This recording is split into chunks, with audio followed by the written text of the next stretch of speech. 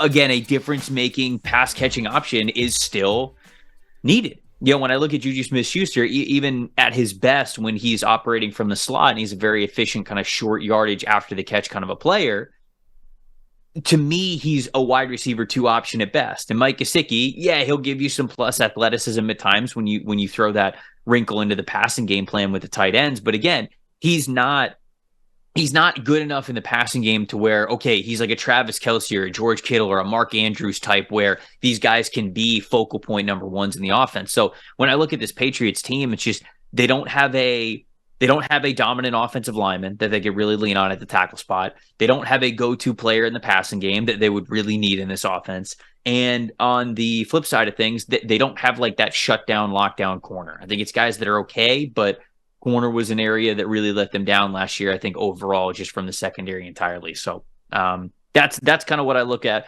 with the Patriots.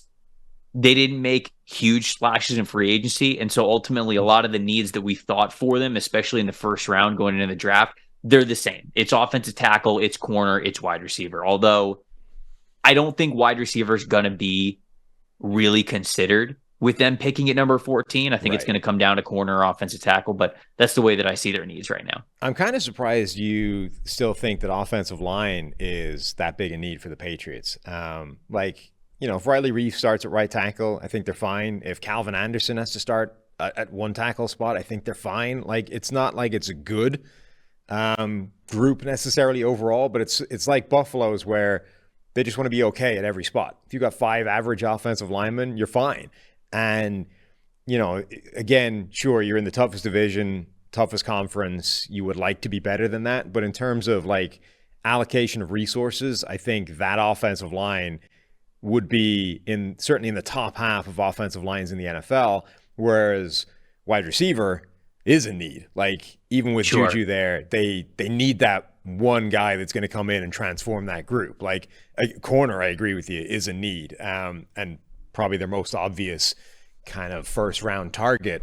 But I don't think offensive line is on the same level as those two spots. Maybe some Patriots drafting strategies of the past kind of go into this a little bit, because I agree with you that the wide receiver group is the one that feels the most barren, even though I have it as like number 3, if you will, on this list.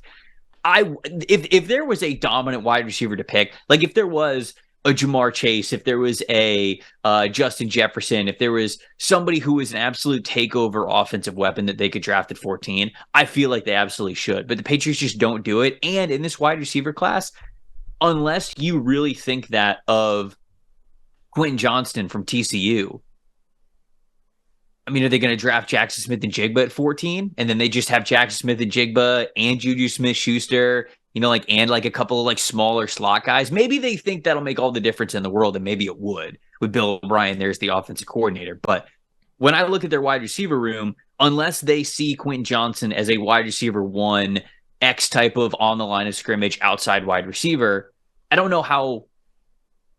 Even if I like the talent of Josh Downs, even if I like the talent of Smith and Jigba and Jordan Addison and Zay Flowers, like, are those guys moving the needle for this Patriots group of wide receivers? I don't know. I kind of have my doubts about that. That's why I keep going back to offensive line, because you mentioned, okay, there are some names on there who have performed all right, and maybe they can get average out of the offensive line. I want better than average. If I'm sitting there with the number 14 pick, and that's a premium pick in the first round, that's where my mind would go, especially with the lack of wide receiver talent that they have. So I still do think it's going to come down to offensive tackle and corner. Oh, I agree with you that I think they're much more likely to draft an offensive lineman at 14 than they are a wide receiver, but I don't think that's reflection of the relative need of the two. I think that the Patriots, maybe more than any team in the NFL at one specific position group, are and would be right to be snake bitten by drafting a wide receiver in the first round. Like, the list of wide receivers that they have drafted since, finding Julian Edelman, a quarterback, and turning him into a wide receiver is awful. And the higher the pick, the worse it seems to be. N'Keal Harry is the guy that tempted them back into the first round for a wide receiver for the first time since, 2006?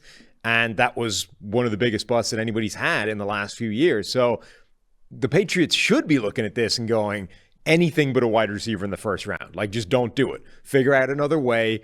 But to me, that means that they should still be in the trade marketplace, right? And even if it means the number 14 overall pick goes somewhere else, like, let's trade for a wide receiver. Let's answer that without even getting to the draft. Let's flip the 14th pick. Right. You know, we've been talking about T. Higgins, test Cincinnati's resolve for keeping him. Brandon Ayuk. Like, dial up. Wait, you're saying offer him 14 for T? Yeah.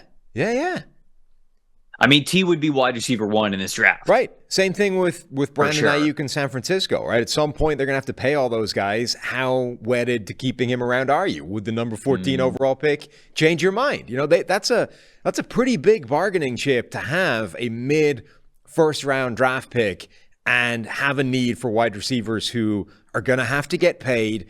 And sure, the team would like to keep them around, but there's a difference between, you know, I'd like to do that in an ideal world, and right now somebody has put the number 14 pick on the table and maybe something else in addition. Like, the A.J. Brown trade, effectively a year later, is what the Patriots should be offering teams that have a wide receiver available. And not, you know, available, but a wide receiver that could potentially be pried from them. I hadn't thought of that for T. Higgins, but I actually like it. Now, like, the wheels are turning. Now, like, that is opened it up for me. Now, I don't think the Bengals will do it, but again, I only don't think the Bengals would do it because they have not given any wiggle room at all that they're interested in moving on from T. Higgins. Sure. But there's a difference between saying that out loud and telling a team no to the number 14 overall pick. So here's the thing. I've been, like, pushing this as an idea, and Bengals fans hate me for it because they're like, they say he's not for trade. They don't want to trade him. I agree. You, having just come to this idea, and you say, okay, number 14 is not going to get it done. What do you think Cincinnati would accept for T. Higgins? If 14's the thing is that obviously if so, let's say that's your first offer, right? I'm the Patriots. I phone you up. You're Cincinnati. Hey, we understand that T. Higgins is not for trade. You're not interested. 14. I want to give you the 14th overall pick. Your initial response is nope, not going to happen. What's your counter? Like, what's the next? Where are we going? Where do we meet? I mean, at that point, if you're the Patriots, how much more could you realistically give than 14? Because 14 feels high anyways, right? But I think that it's worth it for that kind of a caliber of a player. If you're the Patriots, I don't think you offer anything more than maybe you counter and say, okay, we'll throw in next year's third at most, because you can't get higher than that. You can't start going like, oh, we'll give you a first and a second round pick for T. Higgins, because then all of a sudden that doesn't make sense for New England, and you might put the Bengals in a situation where you go, okay, if you're going to be that crazy about it, I guess that we'll take it. So right now, although it's very interesting, I think this is a great proposition that you guys have. It doesn't feel like it could get done for anything more than if the Patriots offered 14. Because once the Patriots start offering more than 14, then they're just getting crazy with it, and they're getting reckless, I think, with their draft picks. And if the Bengals already didn't want to talk to the point where they wouldn't take the number 14 overall pick, then you're probably going to have to stack the trade to a point that gets unrealistic. So yeah, that's very intriguing, but that's ultimately where my mind goes first. When you ask that question. A.J. Brown went for the first rounder, which was a little lower, right? It was like 19. I think it was 22. Okay.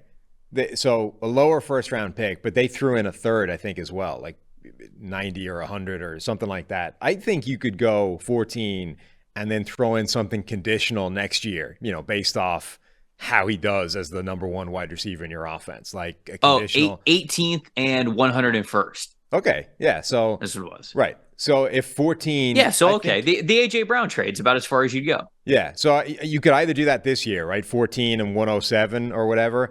Or you could say 14 and let's say a conditional second next year. Like if he plays, if he hits whatever, we give you the second round pick in 2024. I think that's at least a conversation that Cincinnati has to take. Yeah, again, that just to me, that doesn't make sense for the Patriots to go that far then, because you're not just trading for him, right? You're trading for him and you have to pay him, right? Because that's the whole point of why Cincinnati would even move on from him. So you're doing both. It it made sense for the Eagles to go that far on a team that was close enough to take the next step, which clearly they did to get to the Super Bowl. Yeah, Patriots aren't making the Super Bowl with T. Higgins. no, right? but I also think he can have that kind of impact on an offense where he becomes your number one. All of a sudden, Juju, Devontae Parker, Mike Gesicki, that suddenly starts to look a lot better when they're just complementary pieces to a guy that's a number one. It helps Mac Jones like that. It might not have the A.J. Brown impact, but it can have that kind of impact. Certainly way more than anything you're going to get in the first round in terms of risk reward. Like, I think you can talk yourself into a 2024 conditional second based off that kind of impact. I do not disagree with what you're saying with like what T. Higgins brings to the table.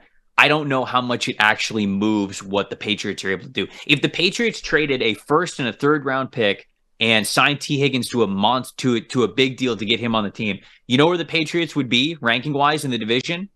Fourth. Still fourth. They'd still be fourth. And like, to me, that's that kind of being honest with where they are in a winning window also goes in this to me. Because again, it was worth it for Philly to give up what they gave for AJ Brown, because it truly put them over the top and it got them on a Super Bowl trajectory.